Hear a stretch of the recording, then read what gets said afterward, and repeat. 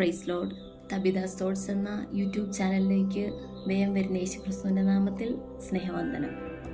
പുറപ്പാട് പുസ്തകം അതിൻ്റെ 2-ാം അധ്യായം 25-ാം വാക്യം. He look down on the Israels and fell deep concern for their welfare.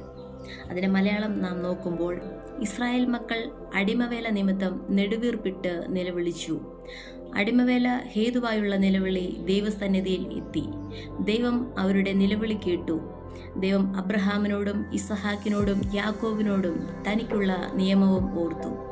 ദൈവം ഇസ്രായേൽ മക്കളെ കടാക്ഷിച്ചു.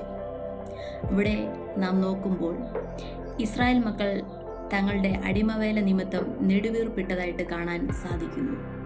നെടുവീർപ്പിടുക എന്ന സാഹചര്യവും അടിമവേല എന്ന സാഹചര്യവും നാം നോക്കുകയാണെങ്കിൽ, ഈ അടിമ എന്ന അർത്ഥം തന്നെ നമ്മുടെ എല്ലാ രീതിയിലുള്ള സ്വാതന്ത്ര്യത്തെയും തടസ്സപ്പെടുത്തിക്കൊണ്ട്, സ്വാതന്ത്ര്യം മാത്രമല്ല നമ്മുടെ ജീവിതത്തിലെ നമ്മുടെ കഴിവുകളെ പോലും ഇല്ലാതാക്കിക്കൊണ്ട് നമ്മളെ ഒരു സ്ഥലത്ത് ഒതുക്കുന്ന ഒരു അവസ്ഥയാണ് അടിമ എന്ന് പറയുന്നത്.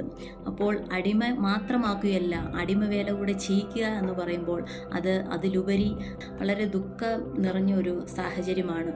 അപ്പോൾ ഈ ഇസ്രായേൽ മക്കൾക്ക് ഒരു വാഗ്ദത്ത ദേശം ദൈവം ഒരുക്കി വെച്ചിട്ടുണ്ടായിരുന്നു.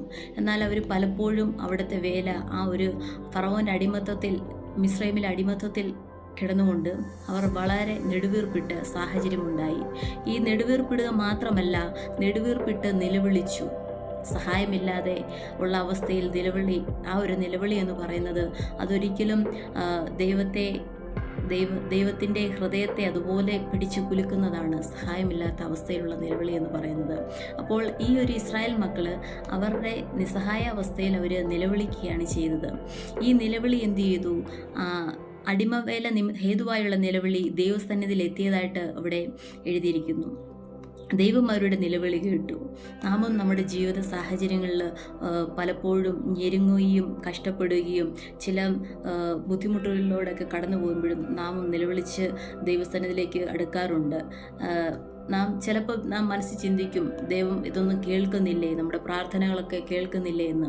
എന്നാൽ നാം നിലവിളിച്ച് ദൈവസന്നിധിയിലേക്ക് കടന്നു വരികയാണെങ്കിൽ നമ്മെ ഒരിക്കലും തള്ളിക്കളയാതെ വണ്ണം ദൈവം നമ്മുടെ പ്രാർത്ഥനകൾക്ക് മറുപടി തരും. നമ്മുടെ നിലവിളി സ്വർഗത്തിൽ എത്തുക തന്നെ ചെയ്യും. സ്തോത്രം. അപ്പോൾ നാം കരയുന്നത്, നാം നിലവിളിക്കുന്നത്, നമ്മുടെ നിലവിളികൾ ഓരോന്നും ദൈവം അവിടെ തൻ്റെ തുരുത്തിയിലാക്കി വയ്ക്കുകയാണ്. നമ്മുടെ കണ്ണുനീരിനെ തുരുത്തിയിലാക്കി വയ്ക്കുന്ന ഒരു ദൈവമാണ്. അതൊരിക്കലും നഷ്ടപ്പെടാതെ വണ്ണം നമ്മുടെ പ്രാർത്ഥനകൾക്കും നമ്മുടെ നിലവിളികൾക്കും നിസ്സഹായമായിട്ട് നാം കരയുന്ന അവസ്ഥകൾക്കുമെല്ലാം നമ്മുടെ ദൈവം മറുപടി തന്ന് നമ്മെ മാനിക്കുവാൻ ശക്തനാണ്. ഇവിടെ ദൈവം അബ്രഹാമിനോടും ഇസഹാക്കിനോടും യാക്കോബിനോടും തനിക്കുള്ള നിയമവും ഓർത്തു എന്നാണ് പറയുന്നത്. നിയമം ഓർക്കുക മാത്രമല്ല, ദൈവം ഇസ്രായേൽ മക്കളെ കടാക്ഷിച്ചു. ദൈവം അറിഞ്ഞു. ദൈവത്തിൻ്റെ കടാക്ഷം എന്ന് പറയുന്നത്, അത് ലഭിച്ചു കഴിഞ്ഞാൽ അവിടെ വിടുതൽ എന്ന് പറയുന്നത് പെട്ടെന്ന് സംഭവിക്കുന്ന ഒന്നാണ്. സ്തോത്രം. നമുക്ക് പിന്നെ അതിൽ വേണ്ടതെന്ന് പറയുന്നത് നമ്മുടെ വിശ്വാസമാണ്. ദൈവം വിടുവിക്കും, ദൈവം രക്ഷിക്കും, ദൈവം നമ്മെ പുറത്തു കൊണ്ടുവരും എന്നൊരു വിശ്വാസം നമ്മുടെ ജീവിതത്തിൽ ഉണ്ടായിരിക്കണം. ആ ഒരു വിശ്വാസം ഉണ്ടെങ്കിൽ ഏത് പ്രതിസന്ധിയാണെങ്കിലും, ഏത് മിസ്രൈമിൻ്റെ അടിമത്വമാണെങ്കിലും അതിൽ നിന്ന് നമ്മെ പുറത്തു കൊണ്ടുവരുവാൻ ദൈവം നിശ്ചയമായിട്ട് നമ്മോടൊപ്പം ഉണ്ടായിരിക്കും. നമ്മുടെ ഏകാന്തതയിലൊക്കെയും നാം ദൈവത്തോട് നിലവിളിച്ച് പ്രാർത്ഥിക്കുന്നവരായിരിക്കണം. നിലവിളിയോടുകൂടിയ പ്രാർത്ഥന, സഹായമില്ലാതെയുള്ള അവസ്ഥയിൽ നിന്നുള്ള ഒരു പ്രാർത്ഥനയ്ക്കൊക്കെ വലിയ ശക്തിയാണുള്ളത്. നാം ഏത് വിഷയത്തിന്മേലാണോ നിലവിളിക്കുന്നത് അതിന്മേലൊക്കെയും ദൈവം പ്രവർത്തിക്കും. ദൈവം ഏവരെയും അനുഗ്രഹിക്കുമാറാകട്ടെ.